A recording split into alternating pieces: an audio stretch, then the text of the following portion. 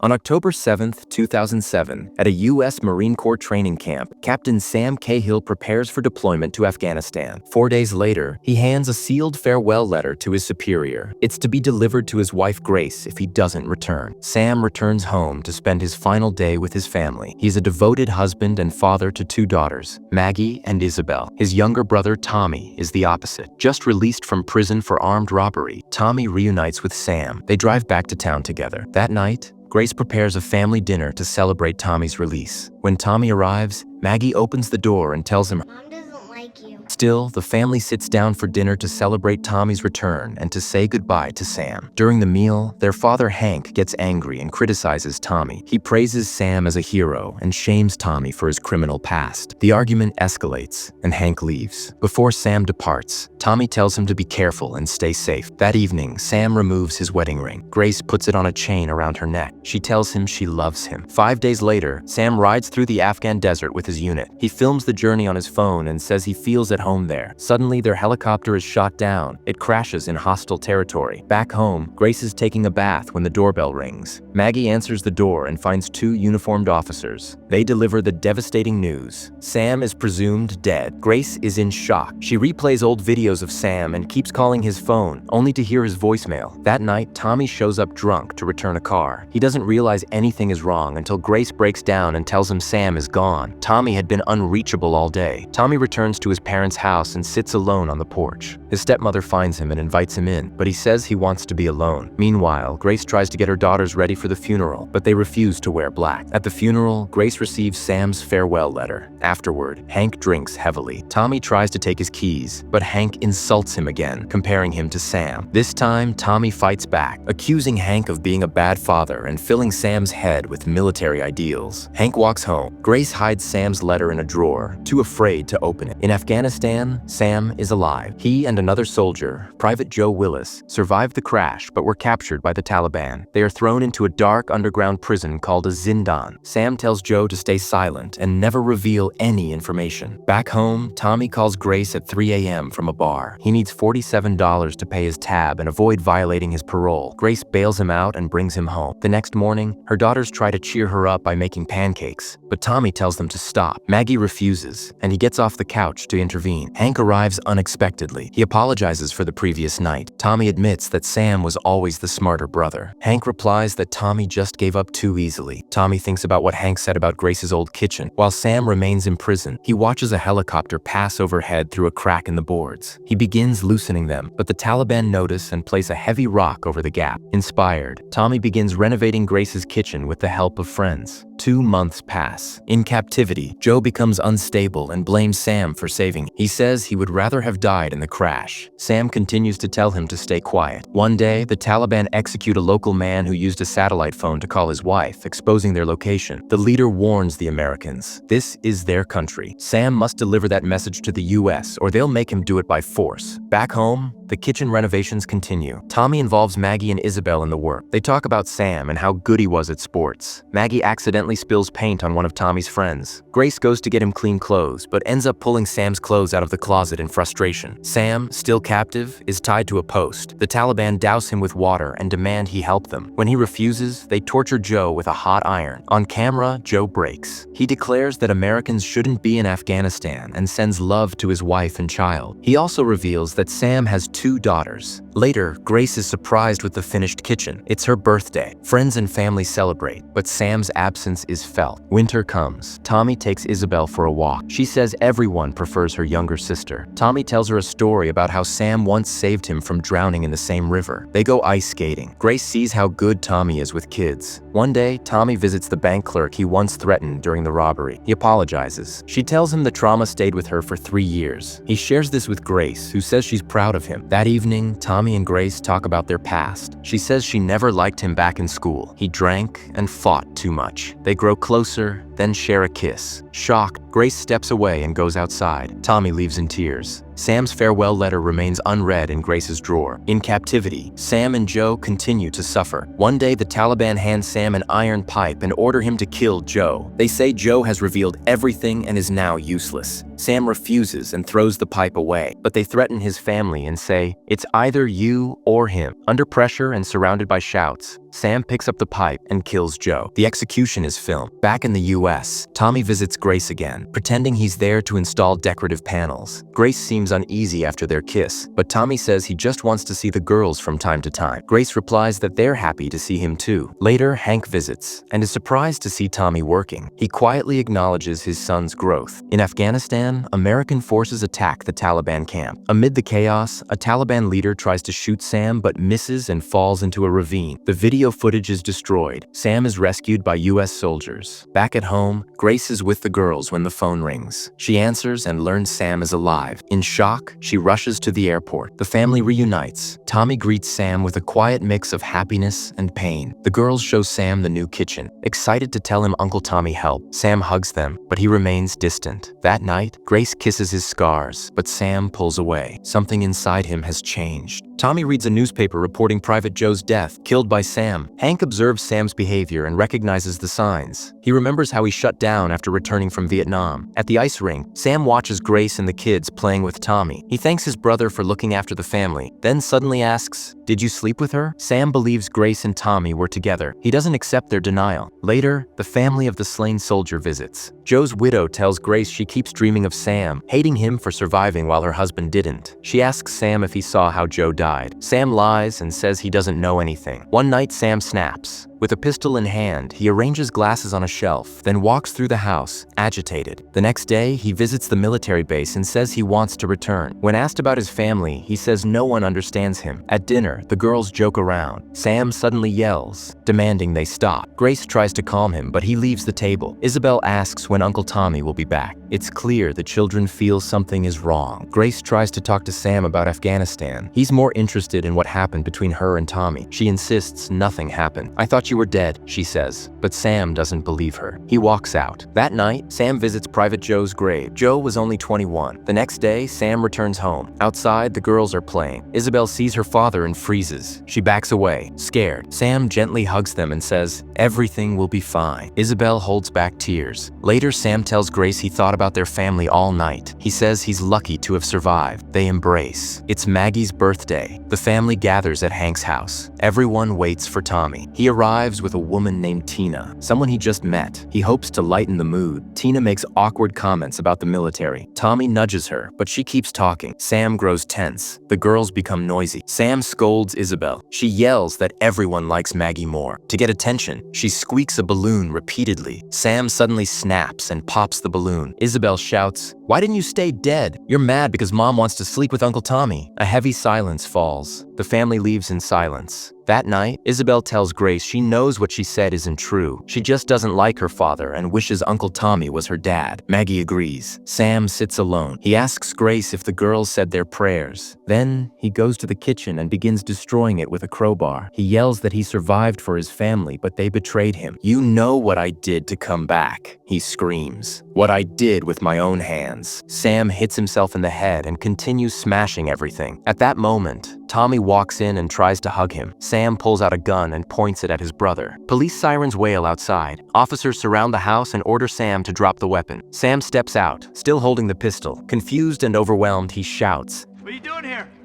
The officers tell him they know he's a war hero. "I'm no f***ing hero! You know what I've done?" "Hey, it's all right." He points the gun at his own head. Grace and Tommy plead with him to stop. I'm drowning, Tommy. After a tense moment, Sam throws the gun to the ground. He is arrested and taken away. Later that night, Grace sleeps with her daughters to comfort them. The home is quiet and shaken. For the first time, Grace opens Sam's farewell letter. In it, Sam wrote about his deep love for her and their daughters. "If you're reading this, it means I didn't make it back," he wrote. Grace breaks down in tears. From the psychiatric clinic for war veterans, Sam calls Tommy. They speak briefly and make peace. Tommy stays with the girls while Grace visits Sam. She tells him she's loved him since she was 16. She says if he doesn't talk to her about what happened, he'll never see her again. Sam finally opens up. A tear runs down his cheek. "I killed him." Grace holds him close. Sam wonders if he will ever be able to live a normal life again.